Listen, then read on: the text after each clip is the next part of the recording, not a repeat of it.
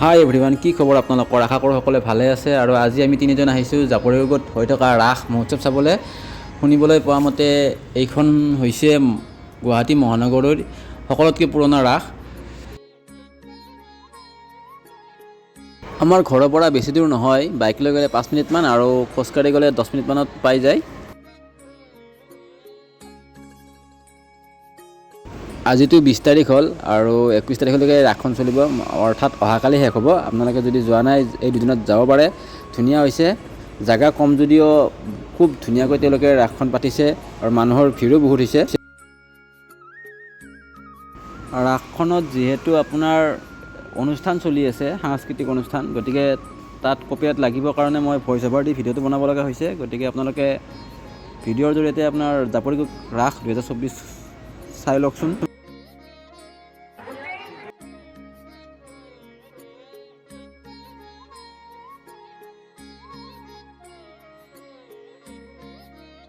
গুৱাহাটী আৰু নামনি অসমৰ ফালে যিহেতু ৰাসত প্ৰতিমা বা মূৰ্তি দেখুওৱা হয় আৰু ইয়াত কমেও 300-350মান প্ৰতিমা থাকে।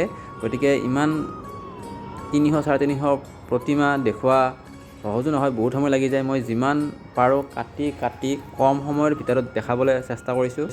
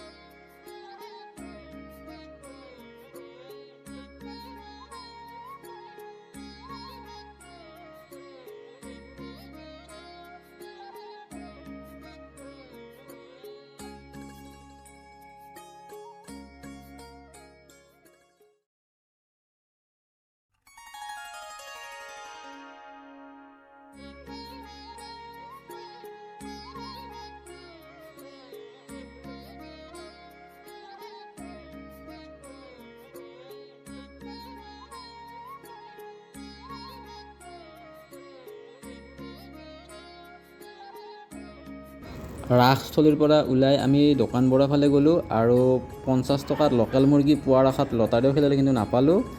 আৰু অৱশেষত তিনিওজনে ম'ম' খাই ঘৰলৈ আহিলোঁ আমি।